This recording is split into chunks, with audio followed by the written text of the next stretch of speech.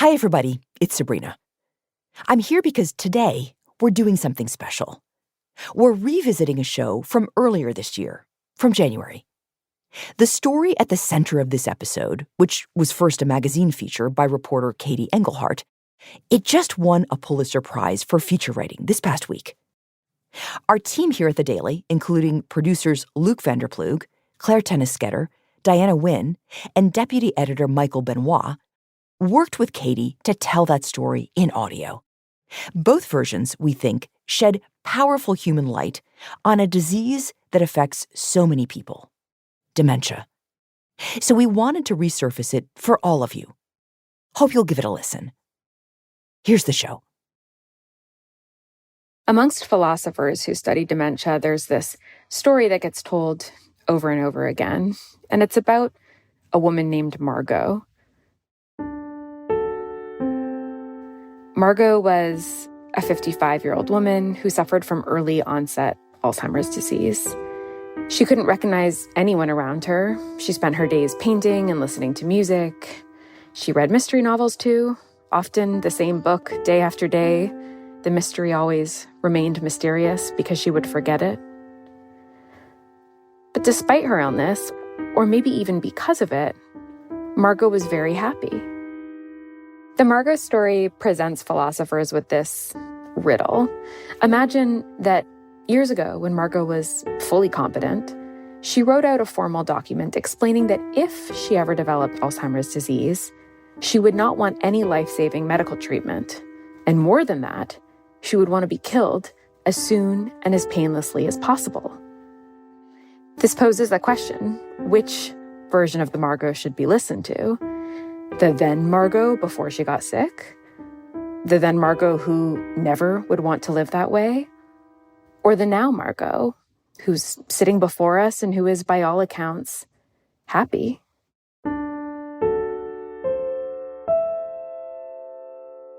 In other words, who is the authentic Margot?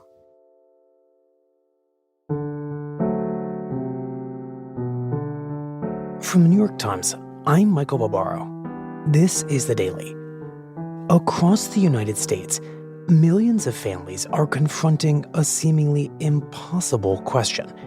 When dementia changes a relative, how much should they accommodate their new personality and their new desires? Today, Times Magazine correspondent Katie Engelhart with one family's experience.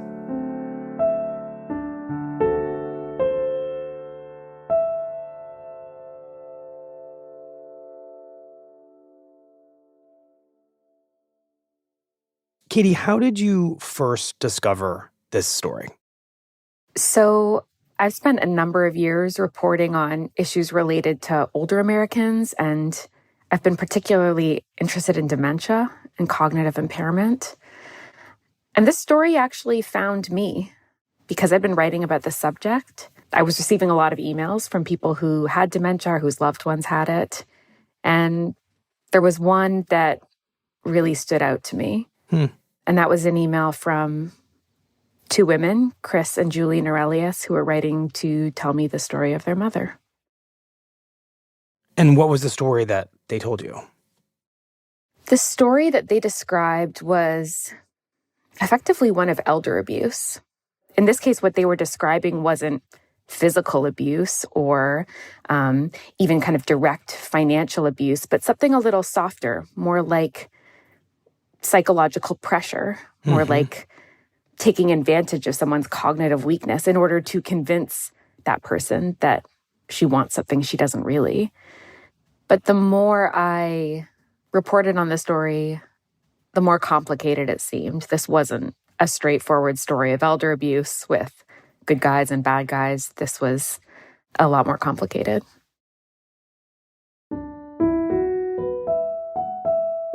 We can all hear each other? Yes. Yeah. Great.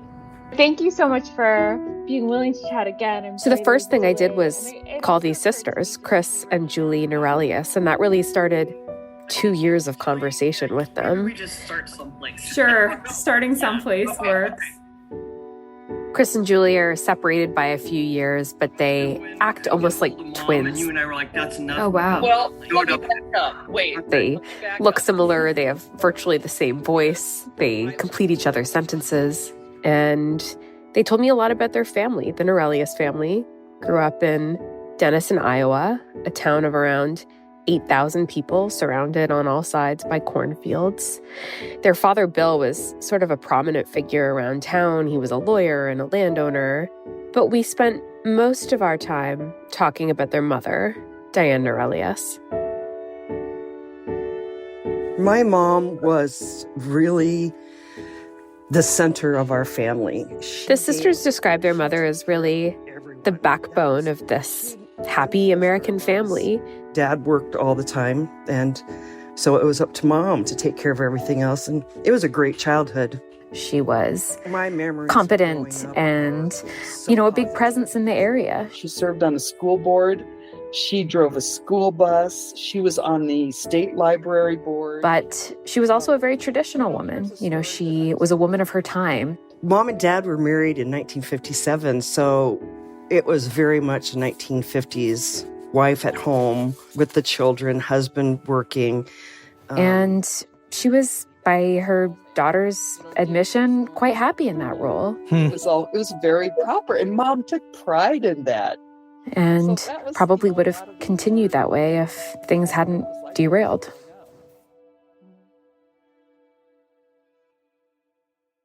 Well, what exactly happened?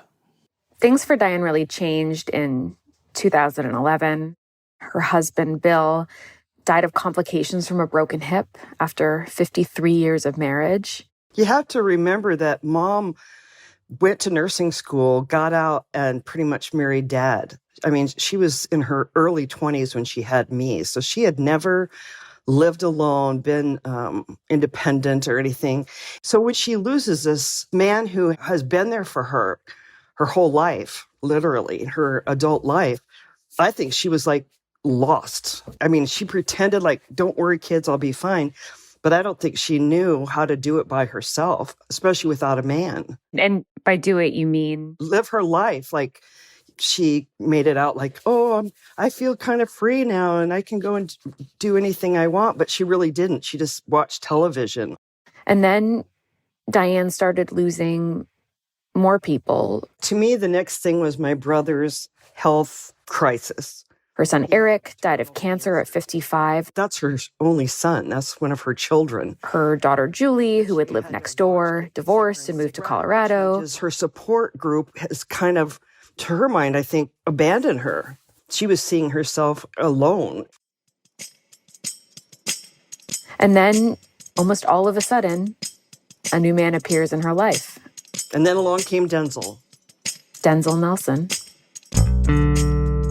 Denzel was known to the family. Denzel Nelson was my father-in-law when I was married to his son. He was actually Julie's ex-husband's father, so a man she'd once been very close with, but hadn't seen much of since her divorce.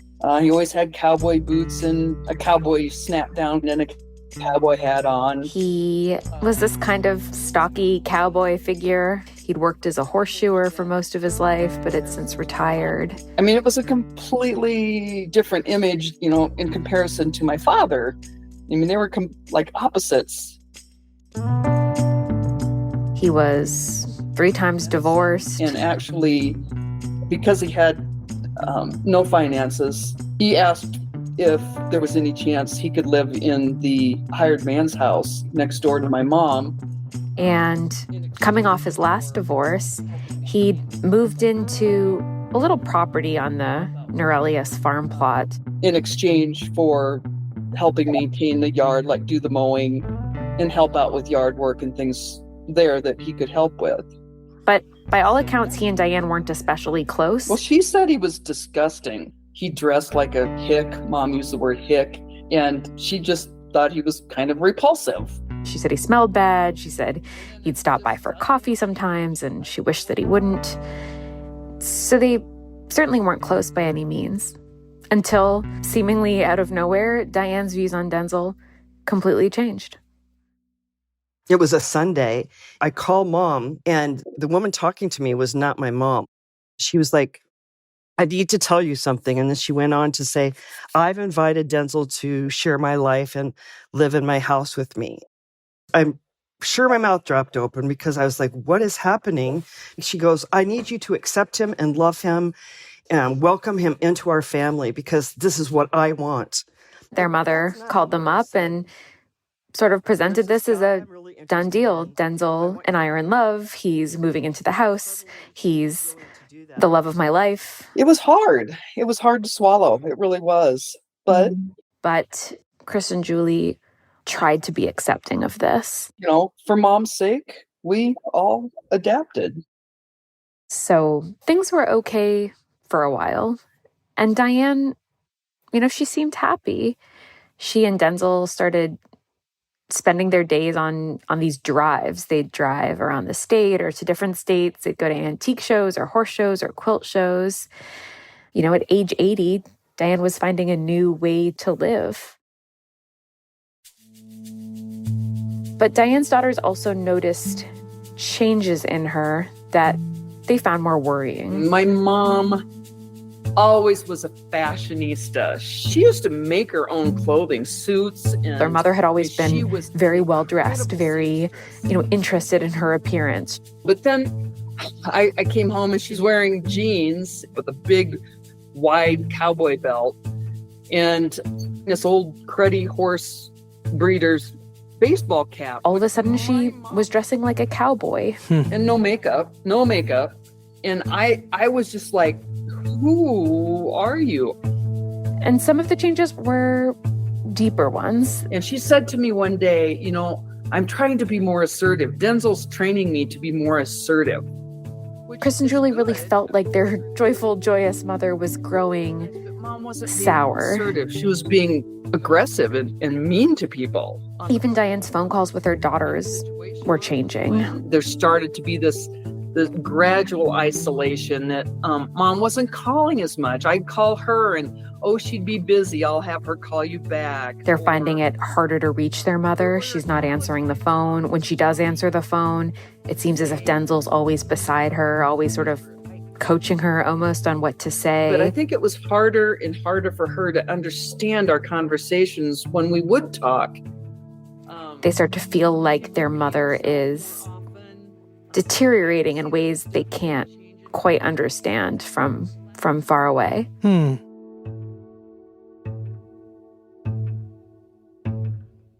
But it's only in September of 2017 that a doctor finally gives shape to what Diane's daughters sort of both knew and couldn't see.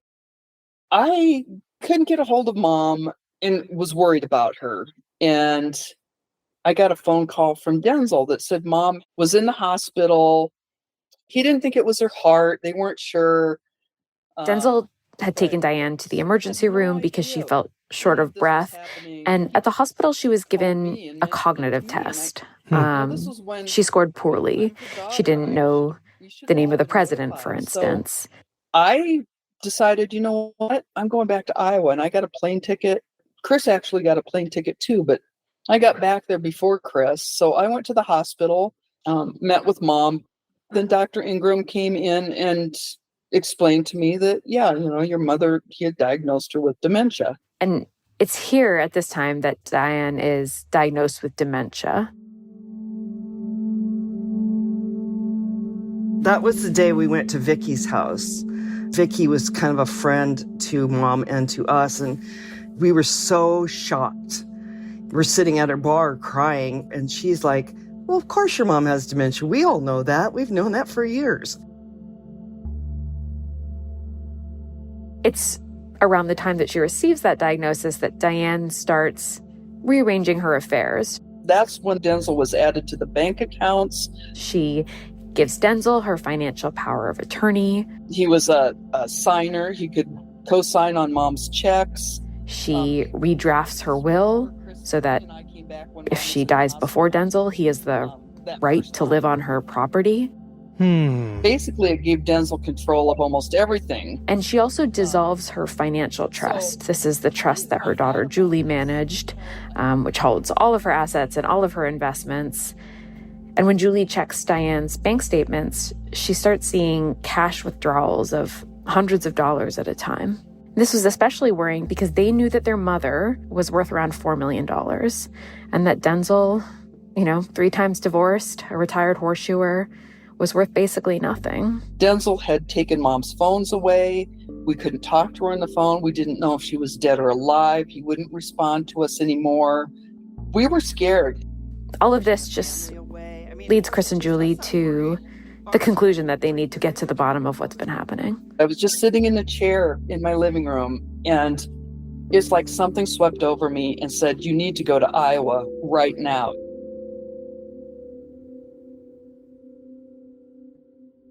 So what do they decide to do?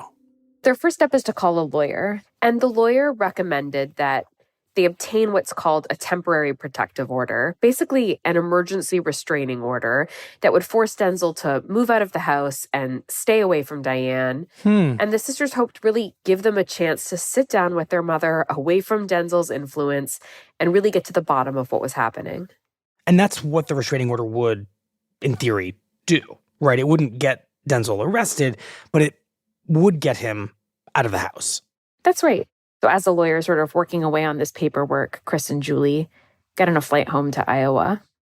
It was, I think, on a Thursday that we flew in to Omaha. It's October 2017. They drive up to the old farmhouse. Our level of fear driving up that driveway was unreal because we didn't know how Denzel was going to react. We didn't know how soon the police were going to be there. Walking up to that door was the most frightening moment of my life. They knock on the side door.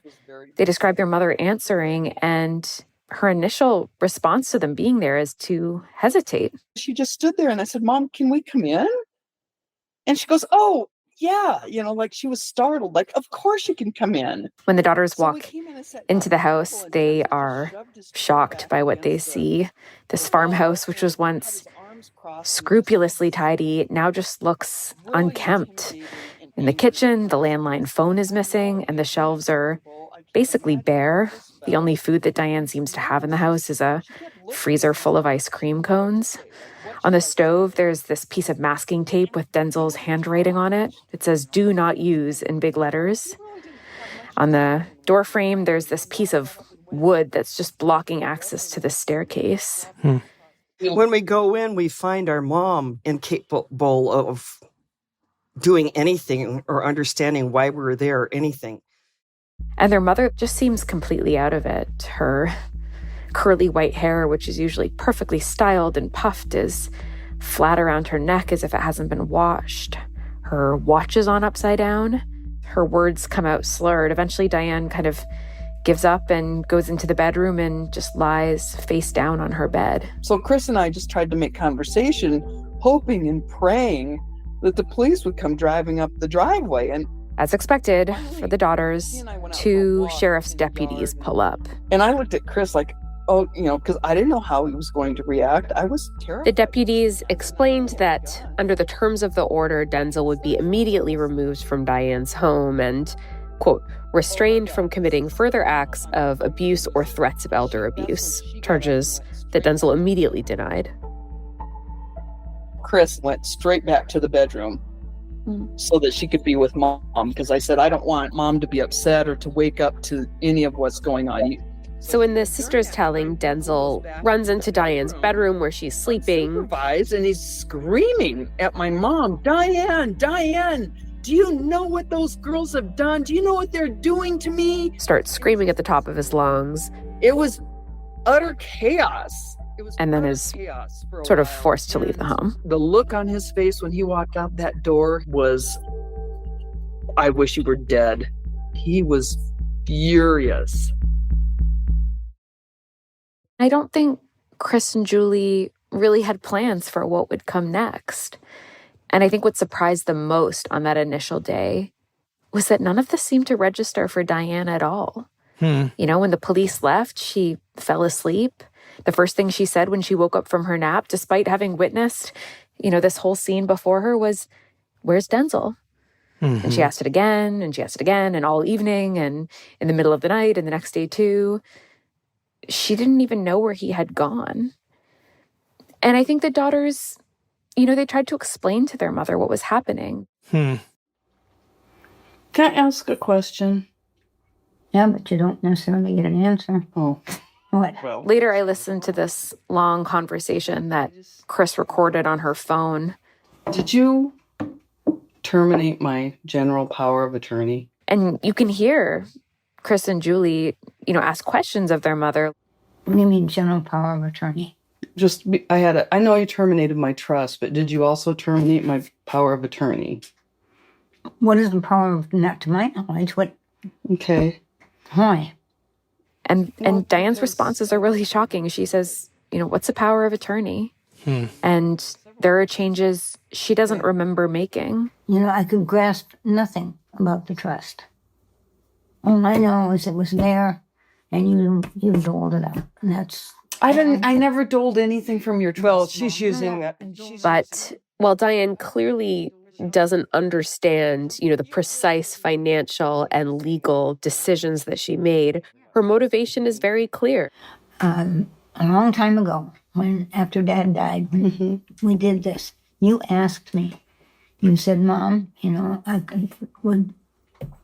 want to take care of their trust?"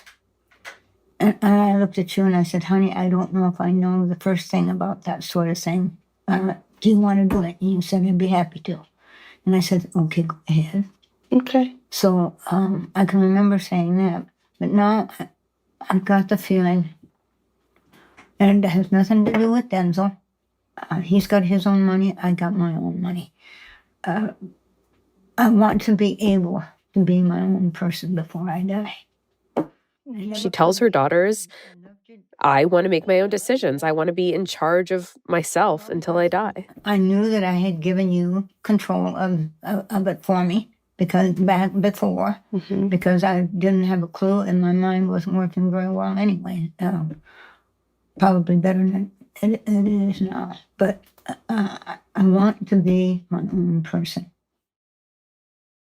I'm realizing, Katie, in this moment that I don't really understand what the law has to say about this complicated situation. I mean, here, Diane is asking to see Denzel, who has just been removed from the house per that protective order, and Diane is taking actions like giving him power of attorney, but she's been given a diagnosis of dementia, and that recording you heard suggests she doesn't even understand what power of attorney is at this moment, both of which runs contrary to the idea that she's really capable of being in control of her life and these kinds of decisions. So what does the law say about that? Yeah, this definitely confused Diane's daughter, and it confuses a lot of adult children of people with dementia. Adult children often assume that, the moment a doctor pronounces a person to have dementia, that kind of flips a decisional switch, and all of a sudden that person is now legally and medically incapable of choosing for herself anymore. Mm-hmm. The reality is that there's no such switch. Within modern medicine, patients are never declared completely competent or incompetent in some holistic sense. Instead, doctors are asked to look at individual choices and whether or not a person is able to make a specific choice in a specific moment. Mm-hmm. This, in practice, can mean that a person with dementia can retain the ability to make choices for many years and then lose the ability in stages. So lose the ability to make complex choices first and then simple ones later. Hmm. And this is important from a legal perspective, too, because it means that people with dementia retain the ability to make legal choices even when they are cognitively impaired. Mm-hmm. But of course, this often creates conflicts within families because there's no clear-cut medical way to determine without error that a person is capable of making a specific choice. So based on what you just said, the daughter's options would seem to be pretty limited here. So what is their next move? It's clear to Chris and Julie that their mother had been very effective at hiding the extent of her impairment from them. At this point, Diane is still speaking well, and she can be engaged in conversation. So her daughters decide that it's probably going to be important for them to get some evidence that their mother is actually very sick. And their decision is to bring her to the University of Iowa Hospitals and Clinic, where they know there's a dedicated geriatric psychiatry unit where their mother can get a more formal assessment. And so we sat Mom down and explained it to her as best we could without having it sound scary, like we're taking you to a hospital. And they're telling Diane agrees to go. She helps to pack her bag. She gets into the car. And they all start in on this hours-long drive to the hospital. Everything stayed quiet in the car for quite a while. We got to Des Moines, and my phone rang, and it was our attorney's mother, who's a nurse. It's sometime around sunset. And Mom said, "Who is that?" I said, "Eileen." "Well, can I talk to her?" "Of course." That Diane starts getting upset. So she gets the phone. "Eileen, I'm being kidnapped. Please call the police. Come and get me. I'm being kidnapped." And Eileen... At some point, she throws a book at Julie. She starts hitting Chris. And I had to grab her wrist to keep her from continuing to hit me. She's screaming that she's doesn't know where she is and is being, driven somewhere against her will. Yes, it was terrifying. Physically, It's the voice, it's the body, it's everything that nurtured you before. And suddenly, it's like she's possessed. After a few minutes of this, the sisters decide they're going to call an ambulance and have an ambulance drive Diane the rest of the way to the hospital. When they get there, Diane's given a cognitive assessment.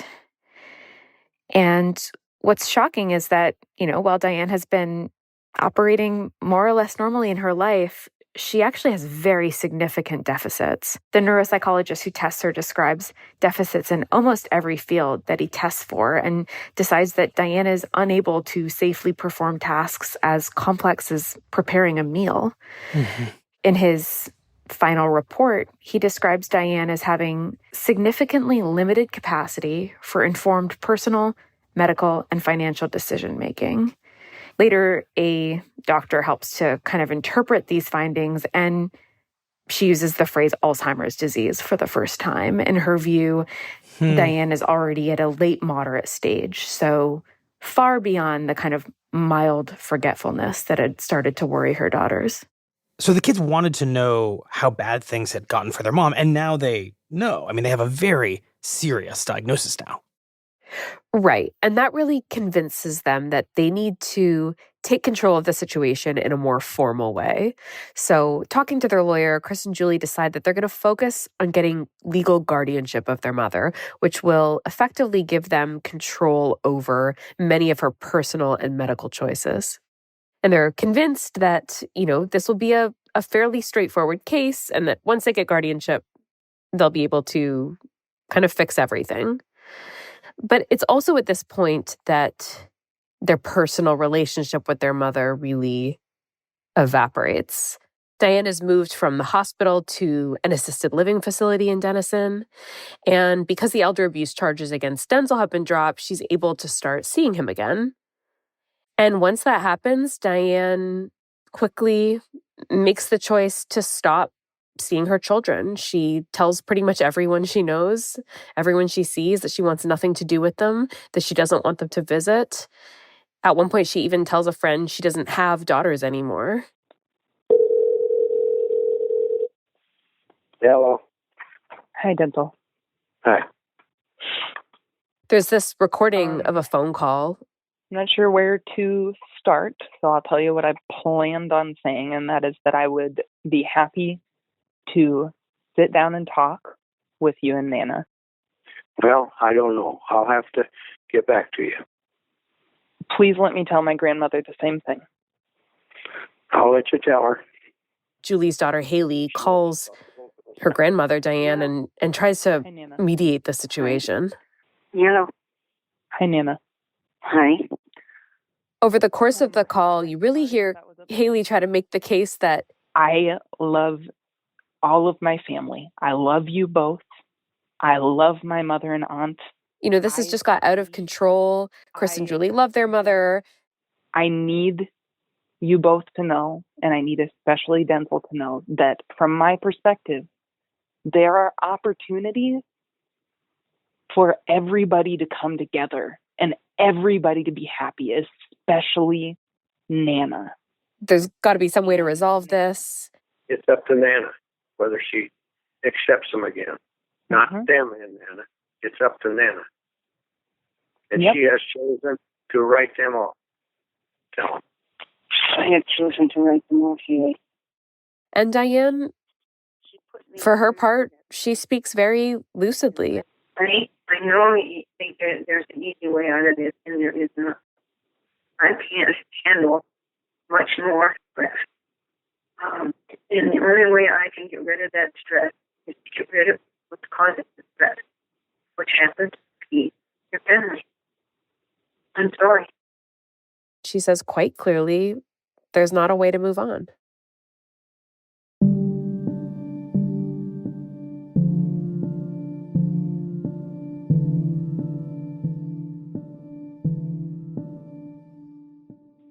And I don't know what else to do to save my life. And that's the only thing I can do is for you, and I have to accept. I'm sorry. Don't be Goodbye, Haley. I want you to know I love you. Goodbye. Bye.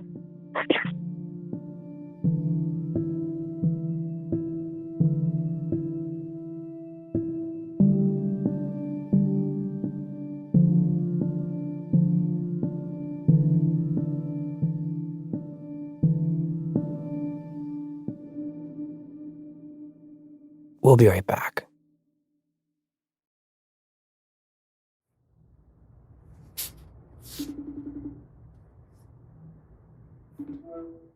Hello. Hi, Mr. Nelson. Thanks so much for getting back to me again. Can you hear me okay? Yes. Okay, great. And thanks for those pictures. So, Katie, you eventually spoke with Denzel about how he saw his relationship with Diane and with her family. So in his mind, how did all of this play out? So Denzel also describes falling in love as sort of sudden and unexpected. Well, one day I decided I was just going to go for a drive. Mm-hmm. And Diane was out working in the yard. And she says, well, what are you up to today? And I said, it's a nice day. And I'm going to get in the truck and just go for a drive. When I first got in touch with him on the phone, he told me this long story about falling in love with Diane in his truck. I said, you want to come along? And she said, well, where are you going? I said, I don't know. She said, well, yeah. But she said, and that day they took their first drive. Soon one drive became regular drives and then longer drives. They took trips to horse shows and quilt shows and antique sales all around the state.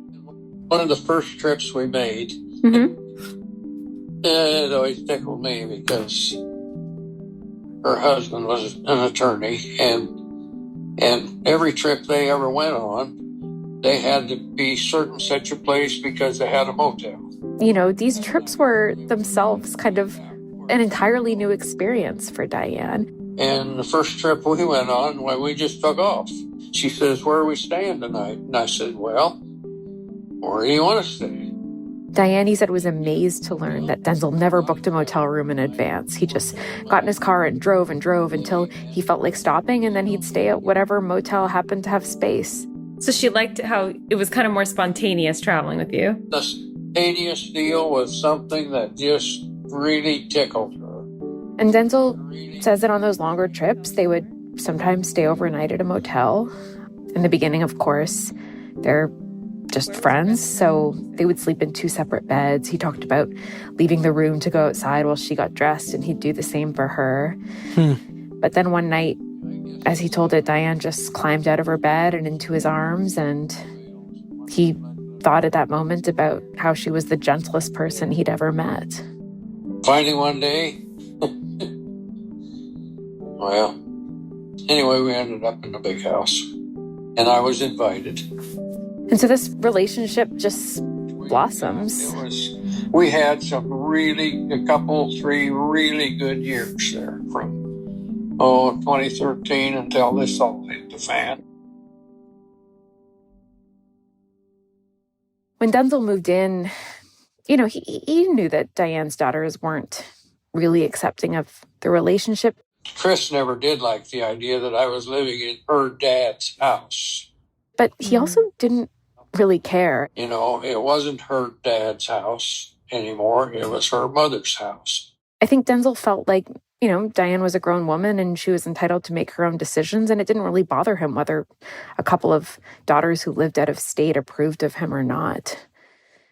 But later, I think Denzel started to butt heads more with Chris and Julie. It seemed to him that Diane's daughters were interested in controlling things for their mother. He was surprised to learn that even Diane's Social Security check went straight into an account that was managed by Julie. And he described being sort of disturbed to learn that whenever Diane wanted to do anything major, like trade in her car for one she liked better, she had to go through Julie, who was the trustee of her trust. Did it bother her that Julie was kind of in charge of things, or did she like it because it was easier? No, she hated it. Yeah. She was perfectly able to take care of her own bills and everything. I'm curious what Denzel's interpretation and recollection is of the day that Diane's daughters show up with that order forcing him to leave the house. I think he was completely amazed by it. I was home and I saw Chris and Julie come up to the door. And I told Diane, I says, there's going to be trouble. He didn't see it coming at all. And then the sheriff showed up and they had a restraining order and they hauled me out of the house. And I heard Chris tell Diane, Denzel did something illegal and you're never going to see him again. In Denzel's version of events, he doesn't resist at all. He goes into Diane's bedroom to say goodbye to her. I told Diane, I said, be tough, honey. He gathers his various medications and gets into his car and drives away. And I think Denzel was completely taken aback when he heard the specific charges that he was accused of. They charged me with elderly abuse. Just one lie right after another. Certainly, the phrase elder abuse struck him as being entirely inappropriate. Denzel ended up giving me a copy of his diary from that time, and he called them the Sin Sisters, kind of coming in and making up stories about him hurting this person who he loved more than anyone else. They said I wasn't feeding right or we weren't eating right. Well, yeah. That's the lies they told, And he had his own explanation for things. Most of the time we went out to eat because we could. And Diana cooked all her life. As for the cupboards being bare, well, Denzel said the cupboards were bare because he knew that Diane had spent 50 years of her life cooking for other people, and he thought it would be nice for her to be taken care of. They said there was some mold in there, and there was no mold. As for the house being dirty, again, he said it looked okay to him. But anyway, he didn't like to see Diane on her hands and knees scrubbing the floor, and anytime he did, he told her to get up and not worry about it. He would take care of things. So Denzel, he left the house as he was forced to do.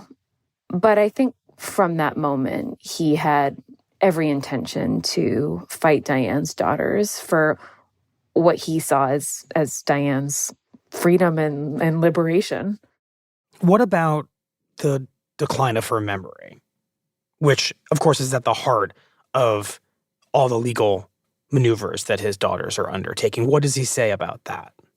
He really denies that at this time Diane was sick. No, he was not having any memory issues. So that she didn't, in your opinion, she didn't really have dementia right when this all started. She got it later? No. Sure, he noticed Diane was a little less steady on her feet and, maybe her memory wasn't what it was at the age of 30 or 40, but he didn't see it as being some big serious thing. a lot of people have a bit of dementia. And I think his view was that Diane was more or less unchanged and certainly not changed to the point where she needed someone to be caring for her all of the time. Mm-hmm. He was prepared to care for her in whatever way he said she needed.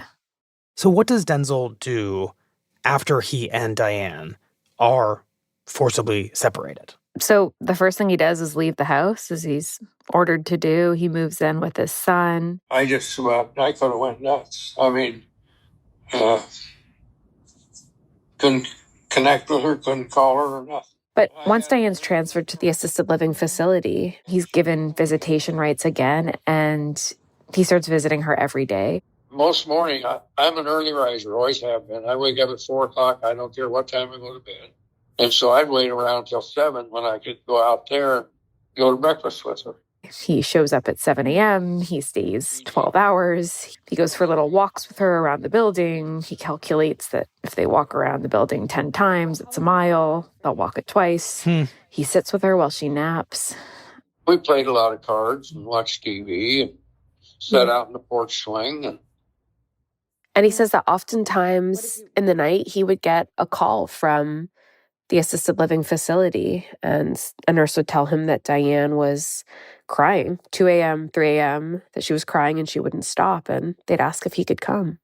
But many nights they'd call me that Diane was having a bad time.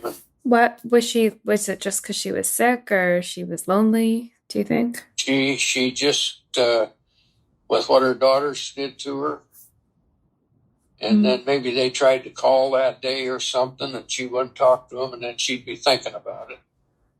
Yeah. How would you settle her down?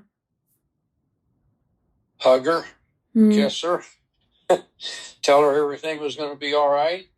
And as Denzel tells it, Diana's very clear throughout this whole time that she loves him, that she wants to be with him, and that more than that, she doesn't want to see her daughters anymore. And Denzel sees it for himself. He says, when Chris and Julie call, and Diane's asked if she wants to take the call, she always says no. As Christmas approaches, Diane sends word to her daughters through her lawyers that she doesn't want to see them at all. And I think Denzel really feels, heading into the guardianship case, that he has a really good chance of winning because, isn't it obvious? Diane is telling everyone that she wants Denzel, and shouldn't it be her choice? Well, eventually a court had to make that decision. Tell us what happened during this trial over guardianship for Diane. Well, in a way, this kind of routine trial in this small town in Iowa became this larger philosophical debate over which version of Diane should be listened to. Chris and Julie made the point that their mother had for years told them if she ever got dementia, they should be the ones to take care of her. She trusted them to make the right decision for her. Denzel, on the other hand, argued that none of that really mattered because the version of Diane who was sitting in front of them all was saying something very different. She was saying she wanted him. So in the end, it was a question of, what does Diane really want? Is it what she's saying she wants there in the moment in court?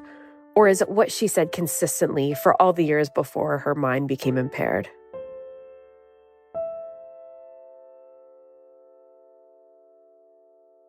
And ultimately, what does the judge decide? In the end, neither of those two sides wins. The judge decides that Chris and Julie won't be suitable guardians, in part because they live out of state, but also because they don't seem to be taking their mother's wishes into consideration when making decisions for her. On the other hand, the judge thinks Denzel will be unsuitable because he really seems to underappreciate how sick Diane is. He says over and over in court that she's not sick at all as far as he knows. So the judge takes this middle course and appoints one of Diane's friends, Marshall Losh, as the guardian.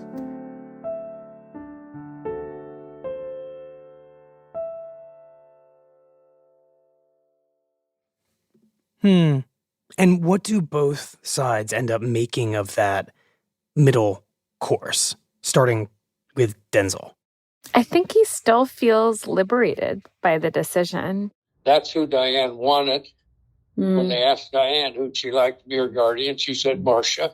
And of course, He's friendly with the woman who's appointed guardian, and with her permission, he gains the right to see Diane whenever he wants, also to move back into her house. I was there 3 times a day to see her when she was there, when I could. 3 times a day. And so he kind of continues doing what he'd been doing before, visiting her every day, spending the day. But I mean, I knew she was getting worse.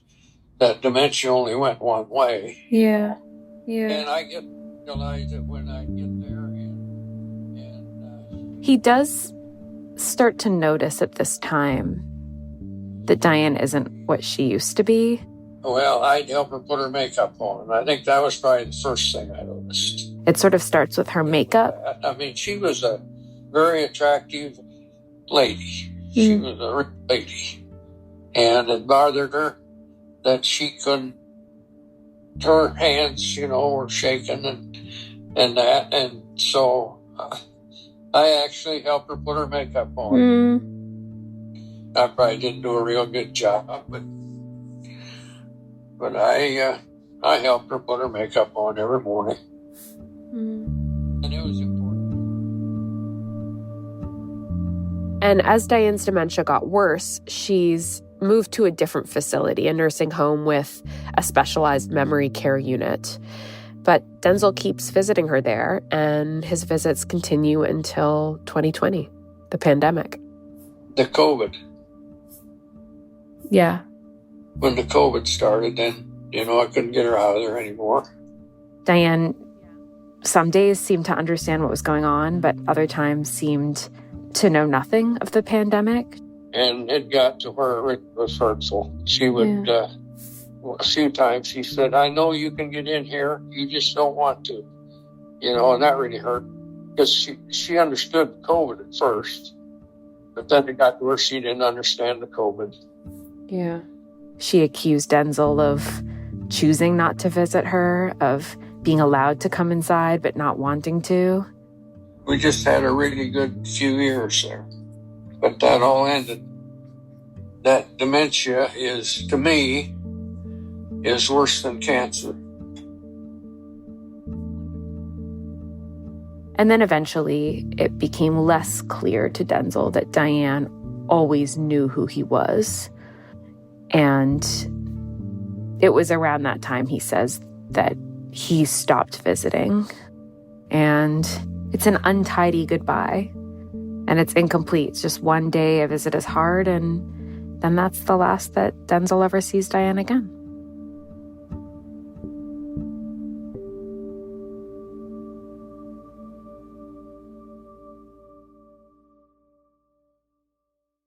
So let's return to Chris and to Julie. What do they do after they find out about the judge's decision in the guardian case?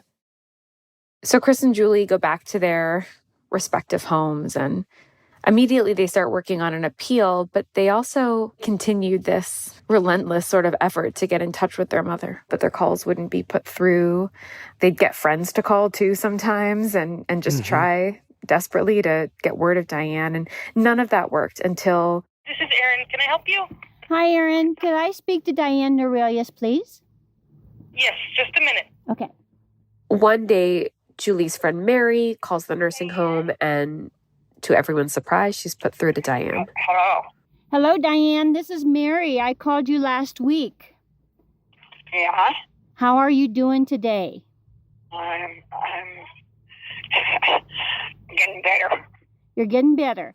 Okay. Mary and Diane were able to talk a couple of times, and it was clear that Diane's cognition was very diminished at this point. She seemed confused. A lot of what she said didn't make a lot of sense.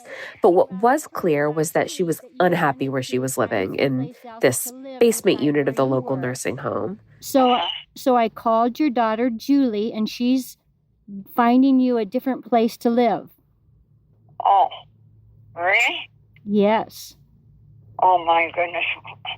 I was able to listen to one of the calls, and on it, Mary tells Diane that she's been in touch with Chris and Julie and that they're going to try to get her moved to a different, better facility. I don't know. I don't know what to say. Well, don't cry. Don't cry. Diane just breaks down in tears, and she says it would be so wonderful, and she's so happy to hear that her daughters are maybe going to help her. They're going to come and see you as soon as they can, you know. Is that okay?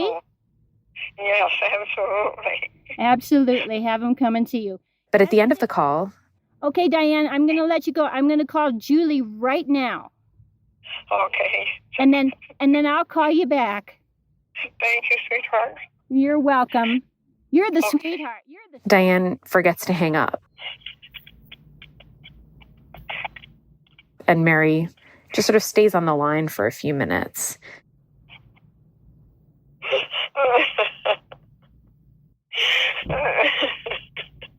And you can hear Diane crying softly in the background and then sitting in silence for a while. And then you can hear a nurse come in and she asks Diane if she's okay. They hate me. She tells the nurse, they hate me.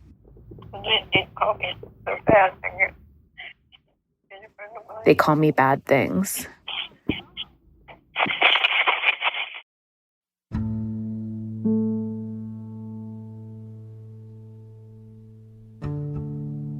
So in September 2020, a court finally agrees to Chris and Julie's request that Diane be moved to a more specialized facility in Omaha.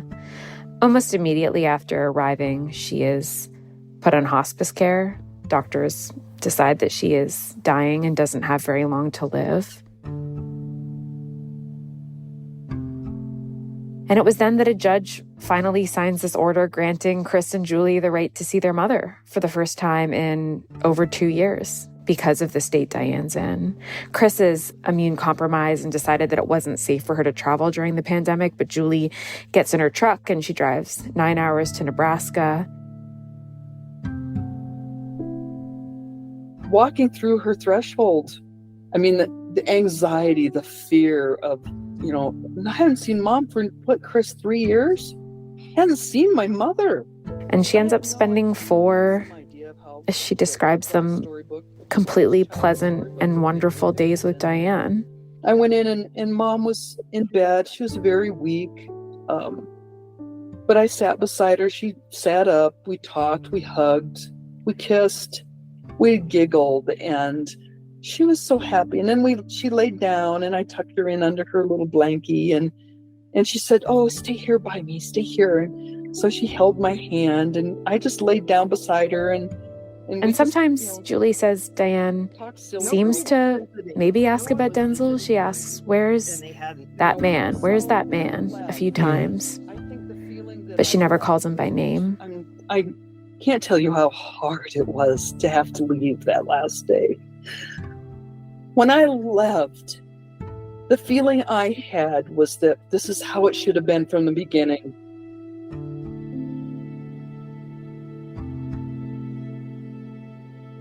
In January of 2021, Chris and Julie are granted guardianship of Diane, and they call each other. They can't believe this has finally happened. They start planning a trip together to see their mother, but 4 days later, before they could take that trip, Diane dies at the nursing home.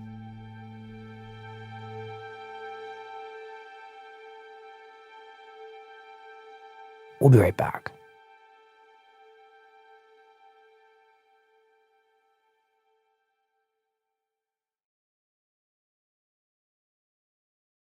Katie, it occurs to me that in the story that you have just told, everybody involved was hurt in some way, and hurt deeply. The daughters, Denzel, Diane. So how do you think about why there was so much pain in this story? Is this really about bad decisions made by the people that we have been talking about, or is this about a bad system that we have for handling people with dementia, or is it both? I think as a journalist, I often write stories where there are, in the end, good guys and bad guys. And that's not how I felt in this case. I really felt that everyone involved in this story was kind of arguing and fighting in good faith. Everyone loved Diane.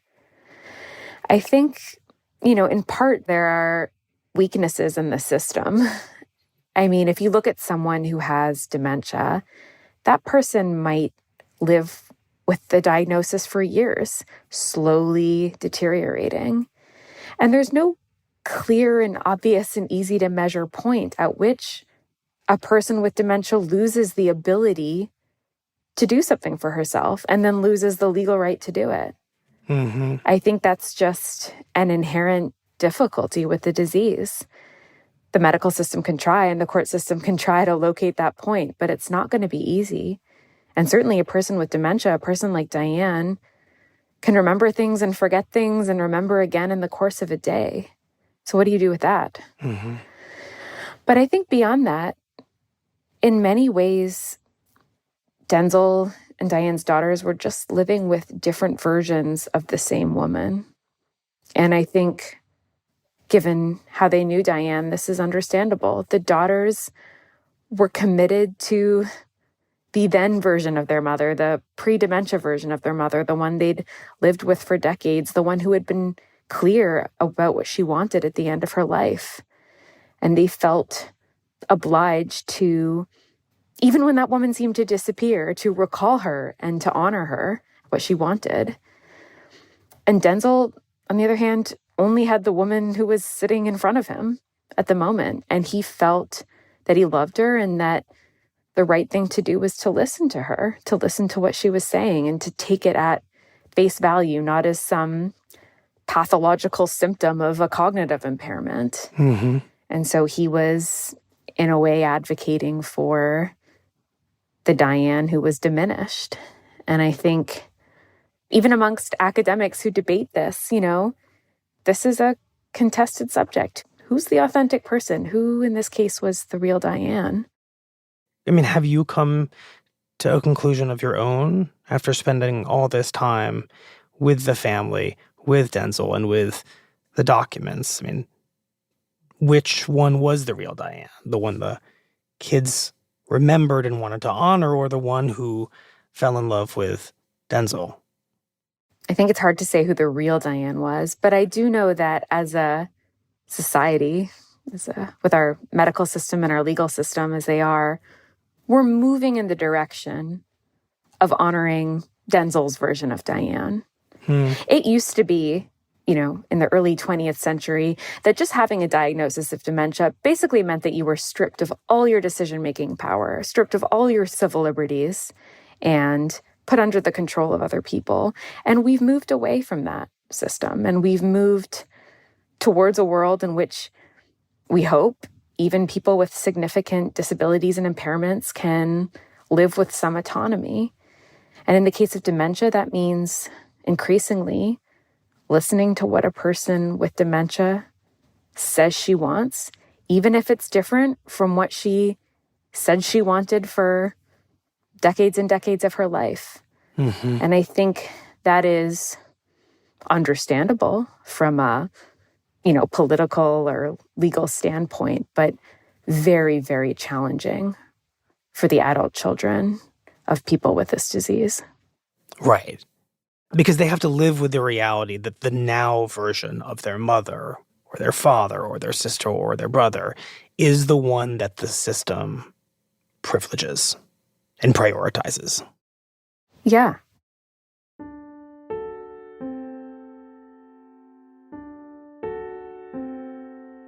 And I think it can be terrifying for, the rest of us too. We can tell our children what we want to happen to us when we're older. In the event that we get sick, we can write out documents outlining our wishes, but in the end, they might just not be listened to because in the throes of the disease, we might change our minds. And that can be very scary. I feel like I know who I am. And it's frightening, the thought that some different impaired version of me might actually have both the ethical and the legal authority to usurp what I decide I want.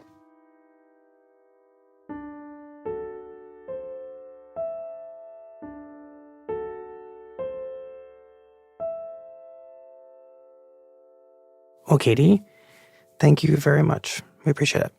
Thank you for having me.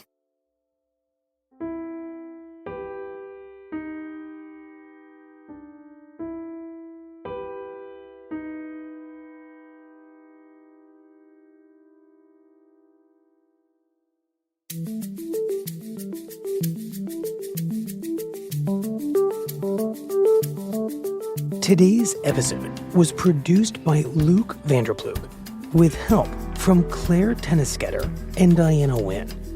It was edited by Michael Benoit.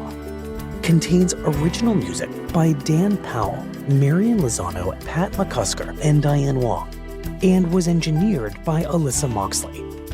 Our theme music is by Jim Brunberg and Ben Landsberg of Wonderly.